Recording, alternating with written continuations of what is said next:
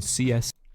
Across 20 years of competition, CS has seen some of the most legendary moments in the history of esports. But let's turn back the clock. Why is there a white border around the video? Is that me? It is. Across 20 years of competition, CS has seen some of the most legendary moments in the history of esports. But let's turn back the clock. Oh, there's gonna be some nostalgia, chat. Get your tissues ready. Oh.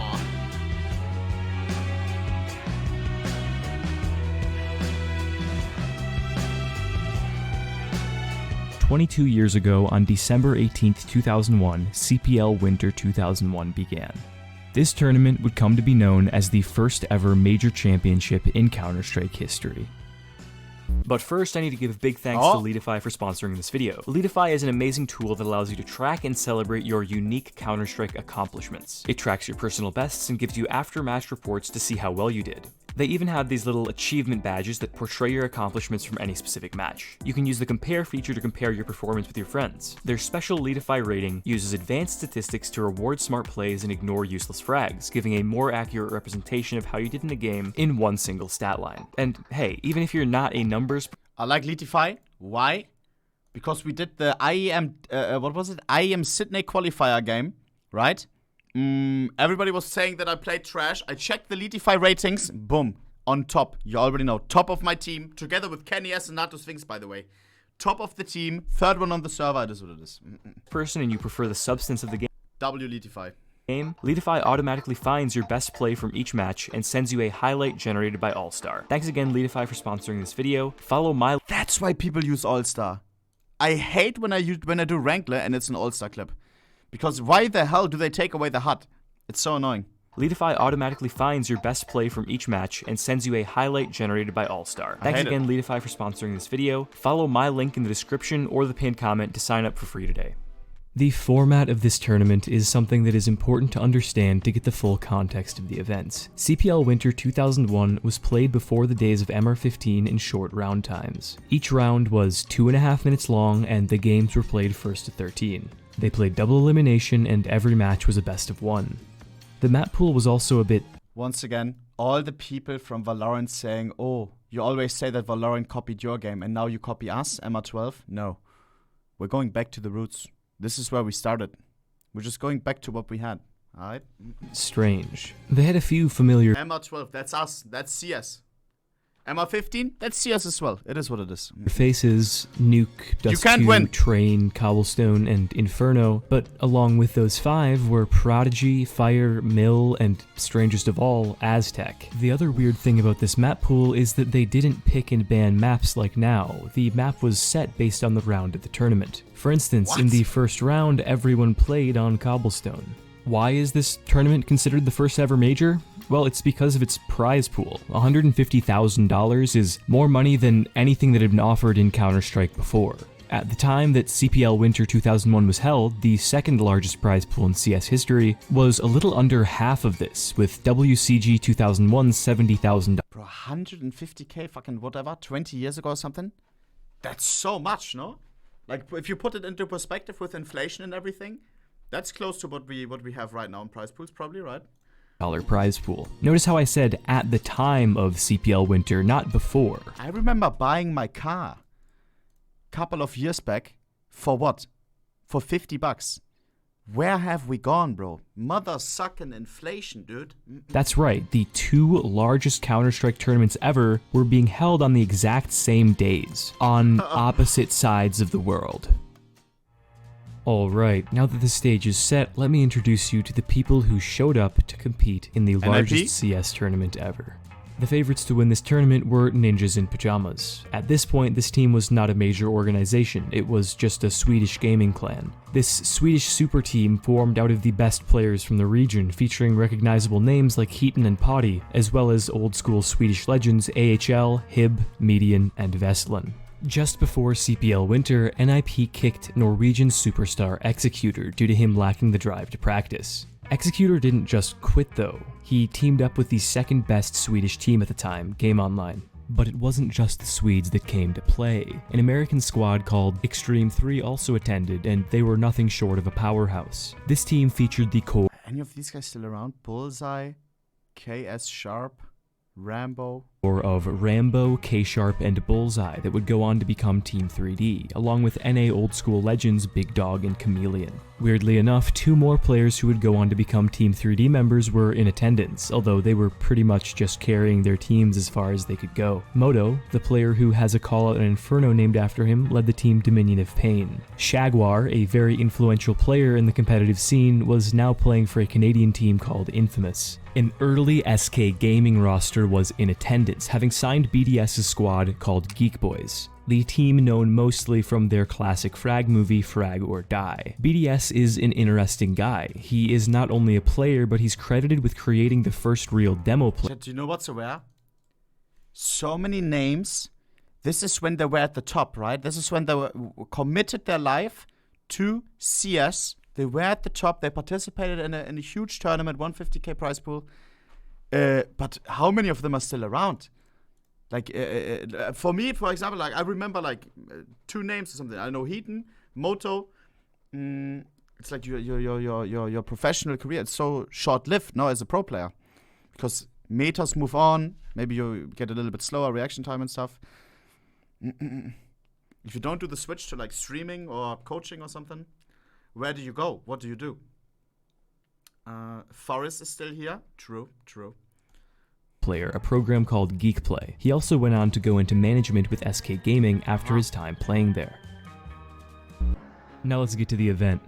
Our 4 teams are on a collision course with each other. The Ninjas absolutely demolished their first round opponent, True, winning 13-1. X3 and Games Online fire back, both of which winning 13-0 in their opening match. SK also progresses with fairly little resistance. In the second round, NIP falter against an American clan called RDW, but managed to steady the ship and win 13-10. Extreme 3 have to play a team called Massive Attack in the second round. This team was relatively unknown, but they were very good. The legendary Norwegian Quake 2 player Dark played for this squad, as did a young talent named Nikon, who would go on to do big things in Norwegians of America. It would be completely respectable if this game had been close. In fact, in hindsight, even a loss wouldn't be the end of the world, but of course, X3 didn't lose. The best efforts of Dark and Nikon only netted MA 3 rounds. Oh, and Games Online? They make it to the third round. Well, they don't just make it to the third round. GOL trounces their opponent without letting a single point through. Damn. Oh my god, good that I didn't stream on that day, bro.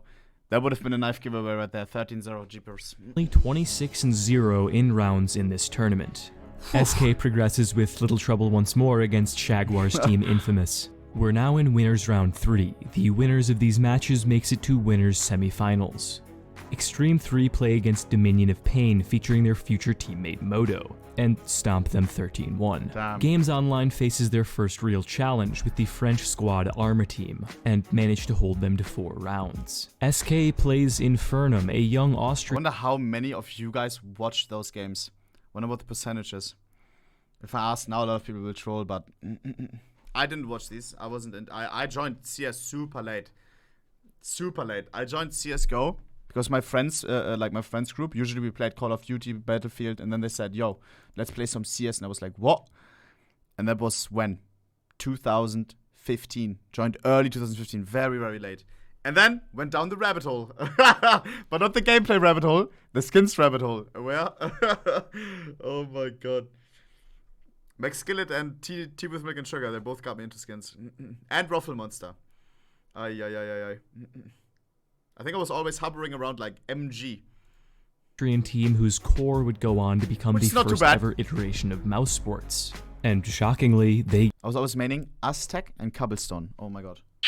Aztec, I fucking love you. Get upset. And further forwards, SK loses their first match in the losers bracket as well, to one of the 2 teams that Game Online beat 13-0 earlier in the tournament. SK is out. NIP meets an English-Dutch mix team called Four Kings. Heaton, one of the stars on NIP, really did not like Four Kings. They had a larger organization supporting them, and as such, they were able to go to more tournaments. And Heaton resented them for that. And he got that anger out. In this match, one of the most iconic moments in Counter-Strike history occurred. Here is Heaton versus Four Kings.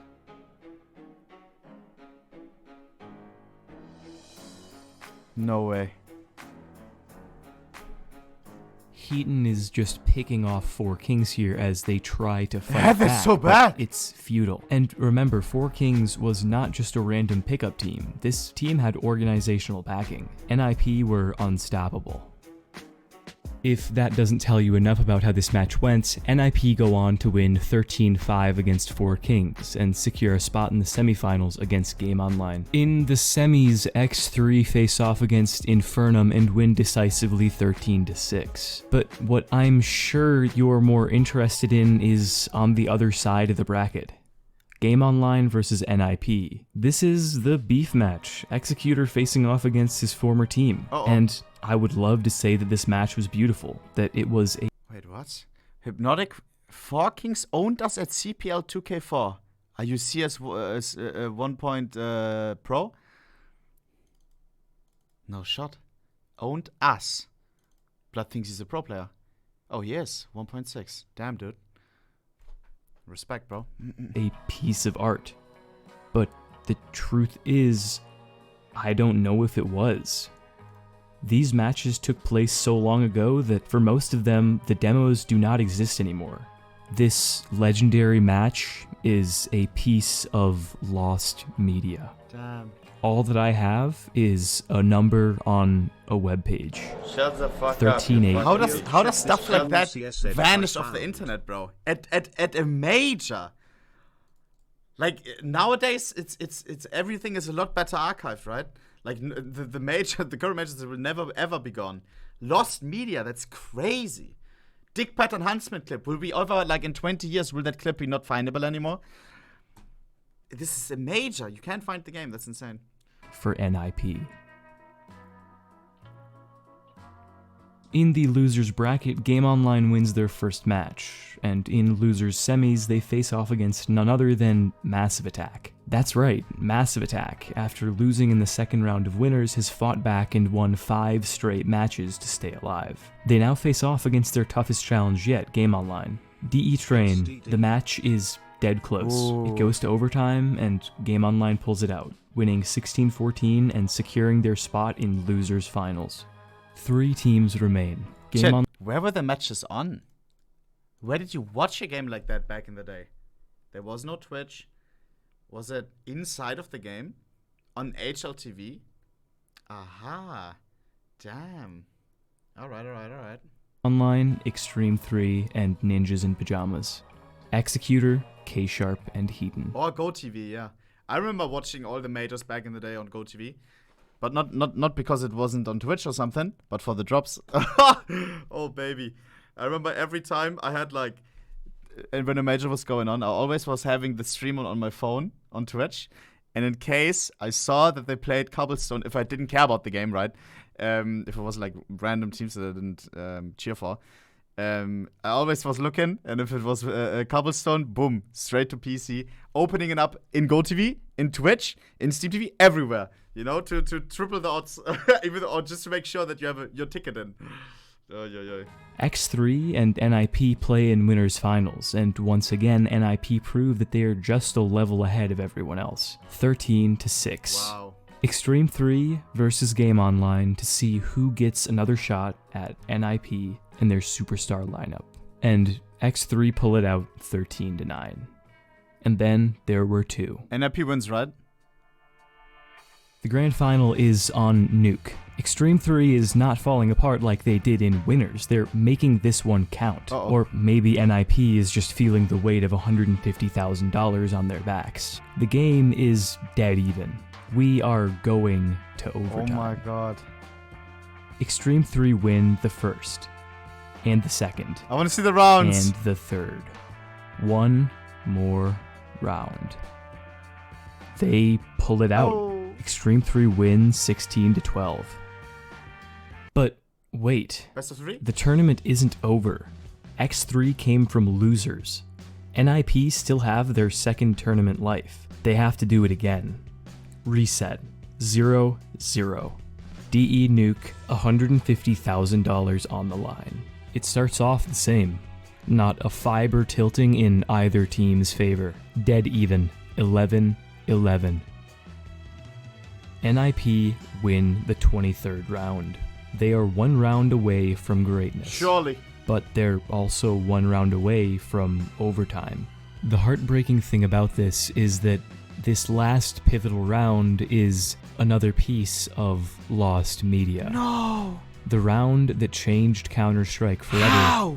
Gone, like... How? What? That's crazy to me. Not a single... I guess there were no screen recorders and shit, right? But on HLTV, bro, how did they not save it? Huh? Bro, the grand finals of Major. I literally have it. Yeah, okay, dude. On your USB drive, right? Jeepers. Ashes in the wind. Only in the memories of those who were present. 13-11 NIP. Game and set. Suck. Maybe if this grand final had ended differently, X3 would have became the big esports org, and NIP would be a weird, nostalgic clan name. Probably not, but that $25,000 difference in prize money goes a long way. Wait, Or 25k, that's it? I thought it's a 150k tournament. Where's all the money? Or is it 25k more? Is it? This NIP roster was picked up by SK difference, Gaming shortly after. Who negotiated this deal? None other than BDS. No matter the outcome, this match between X3 and NIP would go down as one of the greatest matches of Counter-Strike ever. To quote the founder of Gottfrag, Trevor Midway Schmidt, this match was the beginning of professional Counter-Strike. Everyone who was there understood that CS had changed forever after the match took place. No longer was CS the second game behind Quake. No longer was CS a slow game that no one could understand or follow. CS had arrived. Thank you. Oh, baby. Alright, I hope that you guys enjoyed watching this video. I put literally everything that I had into it. I think that this He's so good at storytelling, no? That didn't feel like 12 minutes. It's hard to hook me nowadays on a 12-minute video. Like, usually I say, nah, bro, cut that shit up to 30 seconds, sum it up, put it into a TikTok, you know? 12 minutes, just like that. That was fantastic. What is my best video by far. It was really fun to make. I look forward to making another video in this style, but it'll probably be a little while because these ones take ages to fully edit. But I guarantee you that there will be a sequel to this. Not necessarily like the next CPL tournament or whatever, not even necessarily something else from this era, but there will be another video in this style, just because it was so much fun for me to make. But yeah, I hope that you guys enjoyed this one, and I will... Actually, I might not see you next week. I've got a busy week coming up. I might not be able to pump out another one in time. But I'm assuming that I will. So still expect one, but if there isn't one, don't be surprised. No need to say like weekly and stuff. Upload whenever you want to upload. Because every upload is a banger if he does it like that. Damn, dude. That was nice, boys. Leave Penguins some love. You already know. Open the video on your phone right now. And let it play out. Throw the phone on your bed. Yeah, just keep watching the stream for a little bit so we have full watch time from every single viewer. Boom, to get that shit fucking into all the fucking algorithms. You already know.